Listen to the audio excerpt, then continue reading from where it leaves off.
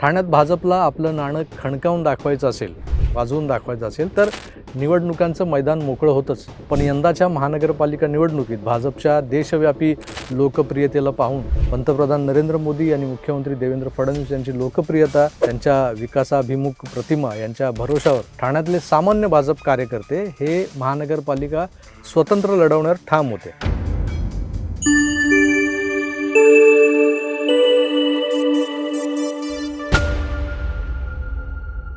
महानगरपालिकांच्या निवडणुका संपल्या, निकाल देखील लागले, पण निवडणुकींचं कवित्व अद्याप सरलेलं नाही आहे.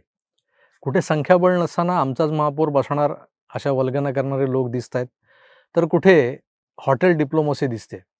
या सगळ्यांच्या पार्श्वभूमीवर महायुतीत सारं काही आलबेल नाही आहे हे दाखवण्याचा प्रयत्न मीडियाकडून केला जातोय. त्यासाठी मुंबई असो, पुणे असो, नाशिक असो की अगदी आपलं ठाणे, सगळीकडे ट्रॅप लावला आहे चाय बिस्कुटी मीडियानं. हा ट्रॅप कसा आहे तर प्रश्नांतून गुगली टाकायची आणि एका पक्षाच्या नेत्याकडून काहीतरी वदवून घ्यायचं जे वादग्रस्त ठरेल आणि मग ठिणगी पडेल. असाच प्रकार ठाण्यात देखील घडला. भाजपचे निरंजन डावखरे यांना एका पत्रकारानं प्रश्न विचारला एका मुलाखतीत की ठाण्यात शिवसेना मोठा भाऊ की भाजपा मोठा भाऊ. हा प्रश्न ट्रिकी होता, यावरचं उत्तर देखील ट्रिकीच निघालं.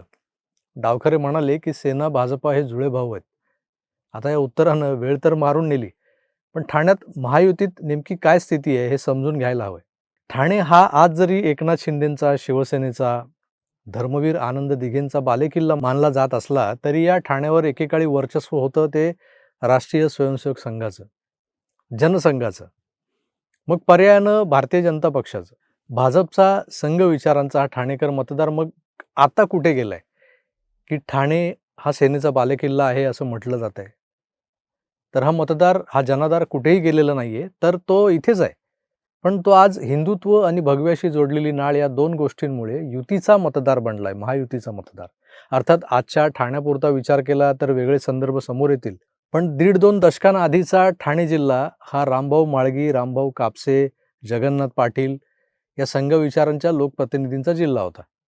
1996ला धर्मवीरांच्या आग्रहाखातर शिवसेना प्रमुखांनी ठाणं भाजपकडून हक्कानं मागून घेतलं. दिघे साहेबांचा करिश्माच असा होता की ठाण्यात भाजपऐवजी शिवसेनेचा खासदार आपलं प्रतिनिधित्व करणार, या गोष्टीचं कुणीही वाईट वाटून घेतलं नाही. उलट सेनेच्या प्रकाश परांजपेंचं जोरदार स्वागतच झालं. पुढचा सगळा इतिहास आणि त्यानंतर ठाण्याची जी काही राजकीय जडणघडण जे आहे ते आपल्यासमोर आहेच. ठाणे हा एकनाथ शिंदेंचा अभेद्य बालेकिल्ला मानला जातो आज. मात्र या महापालिका निवडणुकीत एक बाब प्रकर्षानं समोर आली, ती म्हणजे या शहरात भाजपची वाढलेली ताकद आणि त्यांचा सायलेंट वोटर. सायलेंट वोटर हा काय प्रकार आहे कळेल तुम्हाला. ठाणे शहरात वरकरणी शिंदे सेनेचा प्रभाव दिसत असला तरी पडद्यामागे भाजपनं आखलेली रणनीती, सेट केलेलं नरेटिव्ह आणि विकासाच्या मुद्द्यांवर दिलेला भर याचा महायुतीला कसा फायदा झाला याबद्दल आज मी तुम्हाला थोडंसं सविस्तर सांगणार आहे आणि त्यातच तुम्हाला हा सायलेंट वोटर काय प्रकार आहे ना तो लक्षात येईल. मागे विधानसभा निवडणुकांच्या पार्श्वभूमीवर मी एका व्हिडिओत सध्याच्या ठाणे शहरातला छुपा पॉलिटिकल अंडरकरंट समजावून सांगितला होता. तर जुन्या ठाणे शहराबाहेर विस्तारत चाललेलं ठाणं, त्यातला घोडबंदर रोडच्या दोन्ही बाजूला विस्तारलेला मानवी वस्तीचा ठाण्याच्या राजकीय सीमांवर कसा प्रभाव पडणार आहे हे सुद्धा मी सांगितलं होतं त्यात. तर यावरच लक्ष केंद्रित करून मुख्यमंत्री देवेंद्रजी या भागातल्या नागरी सुविधांवर खास फोकस करतायत. इथली मेट्रो, इथले रस्ते, इथले फ्लायओव्हर्स हे नुसते घोडबंदरच्या विकासाचं प्रतीक वगैरे नाही आहे, तर इथं बाहेरून येऊन वसवला जाणारा कॉस्मोपॉलिटन वोटर्स हा भारतीय जनता पक्षाचं टार्गेट असणार होता. भाजप शांतपणे शिंदेंच्या या बालेकिल्ल्यात आपला चंचू प्रवेश करू पाहत होतं. त्यासाठी उघडपणे युतीतल्या बलाढ्य अशा मित्रपक्षाला न दुखावता आपला जो काही विकास कामांचा जो अजेंडा आहे त्याच्या जोरावर इथे एक नवी वोट बँक निर्माण करण्याचा चंग देवेंद्रजींनी बांधला होता, जो ज्यांना दिसला त्यांना दिसला. ठाण्यात भाजपला आपलं नाणं खणकावून दाखवायचं असेल, वाजवून दाखवायचं असेल तर निवडणुकांचं मैदान मोकळं होतंच. पण यंदाच्या महानगरपालिका निवडणुकीत भाजपच्या देशव्यापी लोकप्रियतेला पाहून पंतप्रधान नरेंद्र मोदी आणि मुख्यमंत्री देवेंद्र फडणवीस यांची लोकप्रियता, त्यांच्या विकासाभिमुख प्रतिमा यांच्या भरोशावर ठाण्यातले सामान्य भाजप कार्यकर्ते हे महानगरपालिका स्वतंत्र लढवण्यावर ठाम होते.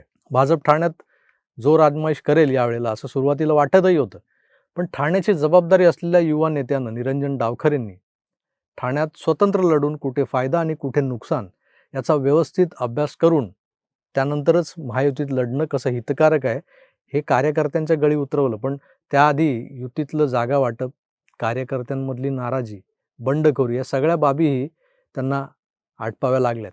खरं तर ही तारेवरची कसरतच होती, जी करताना निरंजन डावखरेंनी आपला तोल लीलया सांभाळलेला दिसतोय.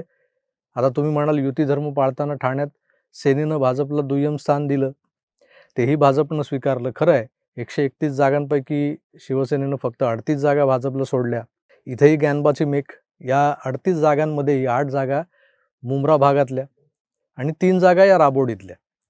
मुंब्र्यातलं मुसलमान वोटर्सचं वर्चस्व, राबोडीतलंही हिंदू मतदारांचं प्रमाण, हे जे काय आहे ते लक्षात घेता या 11 जागा विचारात घ्यायच्याच नव्हत्या मुळात. म्हणजे प्रत्यक्षात 27 जागा या भाजपने 1 to 1 फेअर फाईटमध्ये लढलेल्या आहेत. त्या 27+1 जागा कठीण वाटणारा पेपर असलेली ती सोडवून अशा 28 जागा ठाणे महानगरपालिकेत आज भाजपनं जिंकलेल्या आहेत. जर या विजयाचा स्ट्राईक रेट काढा झाला तर तो 38 मधल्या 28 जिंकला असा न काढता 27 मध्ये 28 असा काढावा लागेल आणि अर्थातच तो 100%च्याही पुढे भरतो. ही किमया साधताना आज आपण जर भारतीय जनता पक्षाचा प्रचार किंवा प्रचाराची लाईन पाहिली तर लक्षात येईल यावेळेस माननीय मुख्यमंत्र्यांनी प्रत्येक महानगरपालिकेत एक प्रकट मुलाखत दिली आहे. ठाण्याच्या गडकरी रंगायतांच्या मुलाखतीत देवाभाऊंनी काही राजकीय भाषण वगैरे दिलं नाही. केलेली कामं, भविष्यातील आराखडे आणि त्याचा ठाण्यासाठी होणारा उपयोग यावर आधारित आपलं ठाणे आपला देवाभाऊ हा जो कार्यक्रम होता त्या कार्यक्रमातून ठाणेकरांशी त्यांनी थेट संवाद साधला. मेट्रोचं वाढत चाललेलं जाळं, coastal road, twin tunnel, incubation हबची उभारणी हे सर्व मुद्दे या मुलाखतीत मांडत मुख्यमंत्र्यांनी त्यांचं ठाण्यासाठीचं विजन जे आहे ते स्पष्ट केलं. आता गडकरी रंगायतांमधला हा कार्यक्रम शहरभरात मोठ्या स्क्रीन्सवर लाईव्ह केला गेला होता. मेनस्ट्रीम मीडियाने तो अर्थात लाईव्ह दाखवला. या अभिनव प्रचार पद्धतीचा फायदा महायुतीला झाला. जुन्या ठाण्यातल्या भाजपच्या पारंपरिक मतदारांवर याचा परिणाम तर झालाच झाला, पण मी सुरुवातीला जो उल्लेख केला आहे त्या घोडबंदर पट्ट्यातल्या मतदारांनाही डबल इंजिन विकासाचं मॉडेल हे सुखावून गेलं होतं. अर्थात ठाण्यातल्या या विजयाचं मोठं क्रेडिट हे देवेंद्रजींना जात आहे. पण युती तोडून स्वतंत्र लढण्याच्या मनस्थितीत आलेल्या ठाण्यातल्या भाजप कार्यकर्त्यांचा जोश, त्यानंतर रोष, मग नाराजी ही किमान पातळीवर आणून त्यांना कामाला लावणं हे मोठं दिव्य खरं तर प्रदेशाध्यक्ष रवींद्र चव्हाणांच्या मार्गदर्शनाखाली निरंजन डावखरेंनी पार पाडले. ठाण्यात जास्त जागा लढलेल्या शिवसेनेला जास्त जागा मिळालेल्या आहेत, पण ठाण्यातला पारंपरिक मतदार मूळचा कुठला आणि कोण, कुठल्या विचारधारेला मांडणारा याचाही विचार करायला हवा आहे. त्यानंतर विस्तारलेल्या ठाण्यातला बाहेरून येऊन वसलेला नवमतदारसुद्धा मोदी, फडणवीस आणि बरोबरीने एकनाथ शिंदेंच्या महायुती सरकारच्या विकास कामांकडे बघूनच मतदानाला उतरला होता ना. त्यामुळे ठाण्यावर कुठल्याही पक्षानं दावा करताना इथल्या सायलेंट वोटर्सची ताकद आधी विचारात घेणं गरजेचं आहे. हे यावेळच्या महानगरपालिका निवडणुकीत जे निकाल ठाण्यानं दिलेत त्यावरून समजून घेणं भाग पडतंय. भाजप अगदी प्रतिकूल परिस्थितीतही आपला स्ट्राईक रेट राखून असतो, पण त्यासाठी तळागाळातल्या भाजपच्या सुप्त समर्थकांना ॲक्टिवेट करण्याचं काम हे जिकरीचं असतं. ते काम ठाण्यात निरंजन डावखरेंनी करून दाखवले.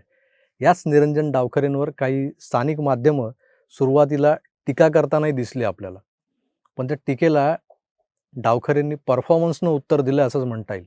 मित्रांनो, शिवसेनेला ठाण्यात 74 जागा मिळाल्या, त्यासमोर भाजपच्या 28 जागा म्हणजे न होणारी तुलना आहे.